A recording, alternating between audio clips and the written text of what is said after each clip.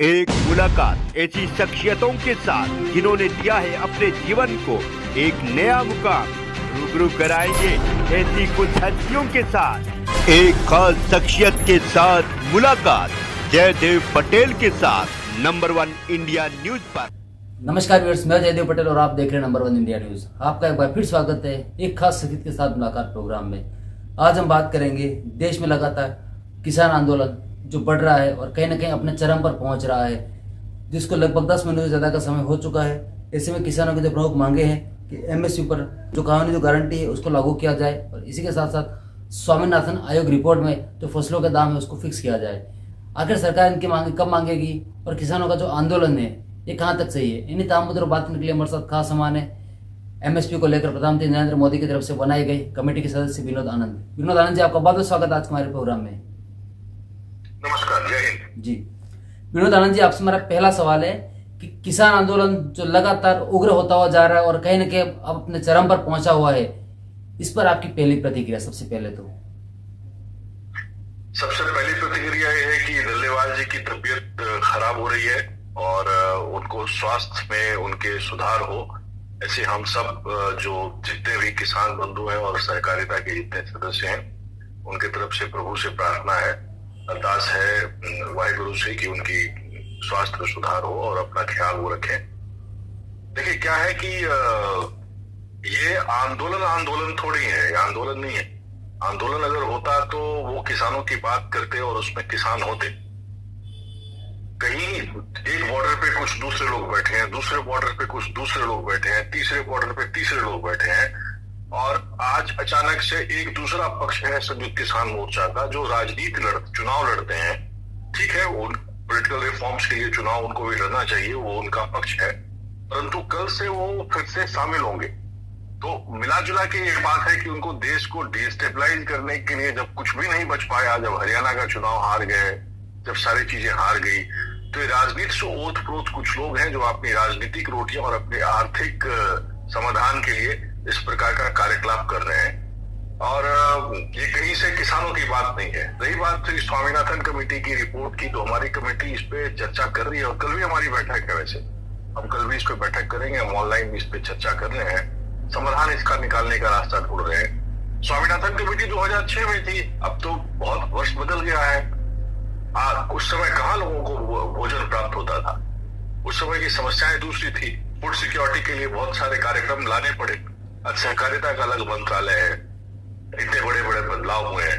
अब ये विकसित भारत है, तो 2047 तक हम जिस प्रकार से अर्थशास्त्र में अपना नया इतिहास लिखने जा रहे हैं और अभी हम विश्व की तीसरी अर्थव्यवस्था बनने जा रहे हैं, तो हमारी गति से कुछ लोग परेशान हैं, कुछ विदेशी शक्तियां परेशान हैं, कुछ एक वैसे लोग हैं जो हमें विकसित नहीं देखना चाहते हैं, उनके तरफ से शैतानियां हैं ये, और हमारा किसान उनको जवाब देगा। हमारा किसान उनके धरने प्रदर्शन को उग्र नहीं होने देगा। जी विनोद आनंद जी, मैं आपकी बात को थोड़ा सा और क्लियरिफाई कर देता हूँ कि किसानों की प्रमुख जो मांग है उसमें एमएसपी को लेकर के कानून बनाया जाए और साथ ही जो स्वामीनाथन आयोग की जो रिपोर्ट है उसमें फसलों के दाम में वो फिक्स किया जाए, उसको लागू किया जाए। आखिर ये मांगे कब पूरी होंगी? स्वामीनाथन कमेटी की रिपोर्ट तो हम लोगों ने मान ली, उसको पूरी कर दी। उसमें जो 103 मांगे थी तो सारी की सारी सरकार ने मान ली, 101 मांगे मांग ली और A2+ और FL दे ही रहे हैं जी। तो आप ये समझ लीजिए कि जो चीज संभव नहीं है, अब आप हरियाणा में जमीन का रेट कुछ और है, कश्मीर में जम्मू का रेट कुछ और है, पंजाब में कुछ और है, तो सिर्फ पंजाब हरियाणा के आधार पे हम C2+ देते रहे क्या? आज की तारीख में जो एमएसपी में जितनी गुणोत्तर वृद्धि हुई है और नए और फसलों का इसमें जितना प्रोजेक्शन हुआ और जितना कुछ खर्च हो रहा है, ये आज के इतिहास में पहले कभी नहीं हुआ जयदेव जी। इसके साथ साथ मैं आपको और बता देना चाहता हूं, जो आपकी जानकारी के लिए और आपके दर्शकों के लिए अत्यंत आवश्यक है, 1,09,000 करोड़ रुपए सिर्फ और सिर्फ बायोइथेनॉल के माध्यम से किसानों को दिए गए। ये सीधा सीधा उनके पास गया है। ये वो किसान है जो शुगर सिरप अर्थात शुगर केन के फार्मर थे, जो FRP के आसपास उलझते रहते थे। तो वैसे लोग जो चीनी मिलों से अपनी रोजगारी चलाते थे, उनके बीच में दलाली करते थे, वो परेशान रहेंगे ही रहेंगे। ये उनके तरफ से की गई बात है। स्वामीनाथन कमीशन की 103 में से 101 मांगे मांग ली गई। दूसरा मांग जो ये था A2+ FL हम दे रहे हैं, और तो 50% दे रहे जो हमारी सरकार ने कहा था। जो सुप्रीम कोर्ट में जो रिट डाली गई थी उसके आधार पे जो बातचीत की गई थी वो दे रहे हैं। तो ये तो उल जुलूल बातें कर रहे हैं, इनको तो मतलब पता ही नहीं कि क्या किसान का दर्द क्या है, किसान होता क्या है। ये तो मतलब कहीं से पैसे लेके आके और कुछ बेरोजगारी अपनी समाधान निकालने के लिए अपना काम कर रहे हैं। ठीक है, आंदोलन करना सबका हक है, करना चाहिए, देश में संविधान है, संविधान का सम्मान है और ये लोग भी आए आंदोलन करें लेकिन शांतिपूर्वक बातचीत करें। ये तो एक आपकी पहली बात होगी स्वामीनाथन कमीशन वाली। रही बात एमएसपी की, तो एमएसपी का जवाब मैंने आपको दिया। कानूनी गारंटी की जो बात जहां तक है, कानूनी गारंटी किस चीज की होती है? सरकार ने कह दिया कानूनी गारंटी है। एक सड़क पे खड़ा जो ट्रैफिक इंस्पेक्टर है वो कानून है, एक जो कांस्टेबल है वो कानून है, सिगरेट पीना मना है।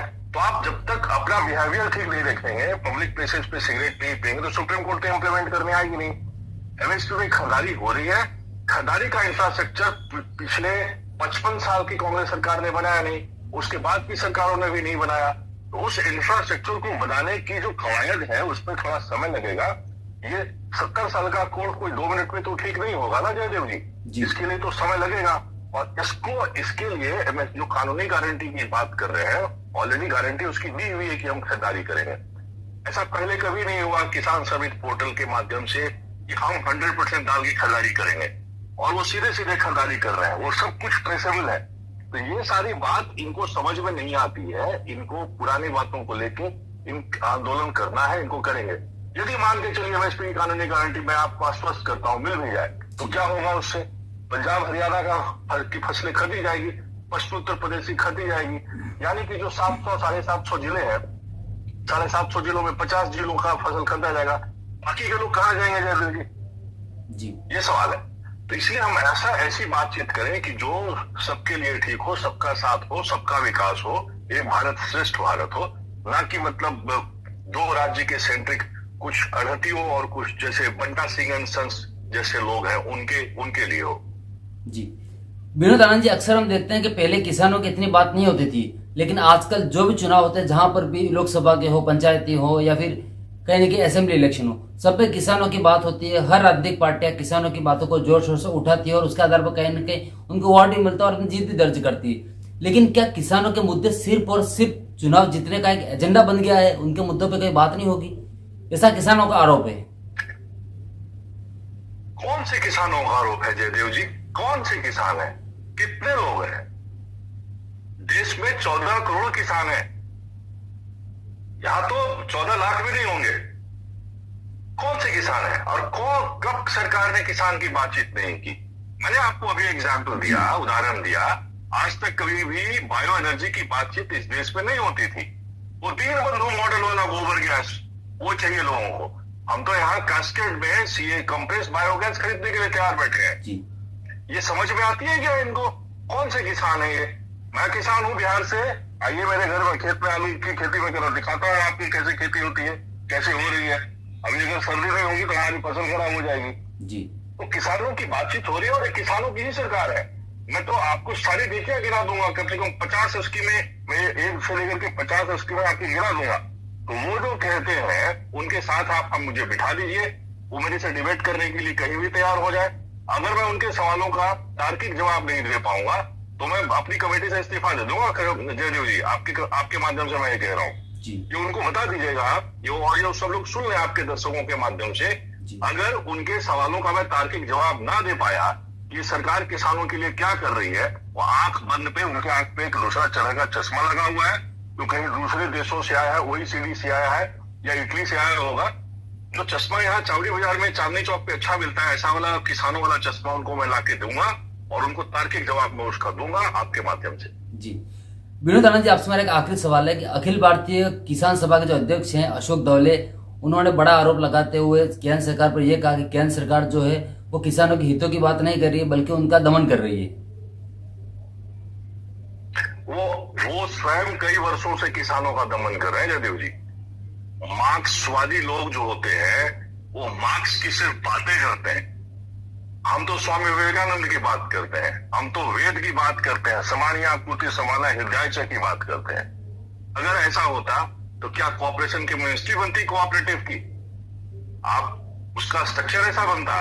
तो दावले जी आते हैं महाराष्ट्र से, वो झंडा उठा के उन्होंने पदयात्रा करवा ली पैसे दे करके। कभी उनको ये भी नहीं मालूम है कि नारायण गांव में कितना प्याज कितना टमाटर होता है, लासल गांव में कितने किसान कहां से खरीदारी होती होगी। थोड़ा वर्कआउट कर ले। वो मार्क्सवादियों से मैंने लंबी लड़ाई जवाहरलाल नेहरू विश्वविद्यालय में लड़ी है। 20 साल का मेरा इतिहास है उनसे लड़ने का, बातचीत करने का, लड़ने का अर्थ उनसे डिबेट करने का। तो मैं फिर से कह रहा हूं, आपको आश्वस्त करता हूं, अशोक जी को कहिए मेरे साथ बैठे, उनके पास जितने भी प्रश्न है लिख के उत्तर चाहिए लिख के दूंगा, बोल के उत्तर चाहिए बोल के दूंगा, लेकिन तार्किक रूप से जवाब देंगे। सड़क पे आएंगे तो सड़क पे भी जवाब देना आता है। तो ऐसे होता नहीं है कि उनकी जो बात है वो सच है, हमारी बात जो है वो मिथ्या है।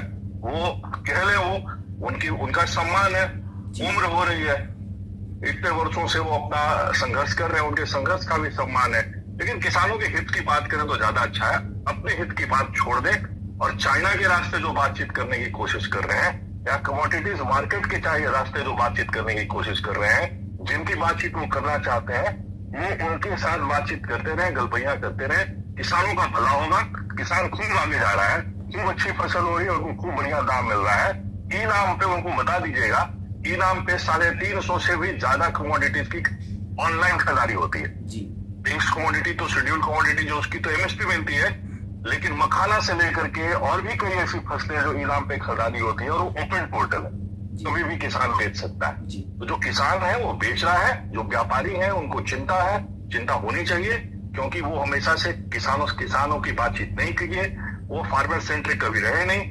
ये सरकार किसान सेंट्रिक है, मोदी जी की बात किसान सेंट्रिक है और रहेगी वैसी किसान सेंट्रिक है, और वैसी नीतियां है जो प्रशासनिक तौर पे उसको इम्प्लीमेंट की जा रही है, और अर्थशास्त्र के हिसाब से वो वायबल भी है, और वातावरण के हिसाब से, पानी जो जलवायु परिवर्तन हो रहा है उसके हिसाब से, यानी कि इन्वायरमेंटली सस्टेनेबल है, और वो पॉलिटिकली एक्सेप्टेबल है। तभी तो महाराष्ट्र में इतनी सीटें आई है।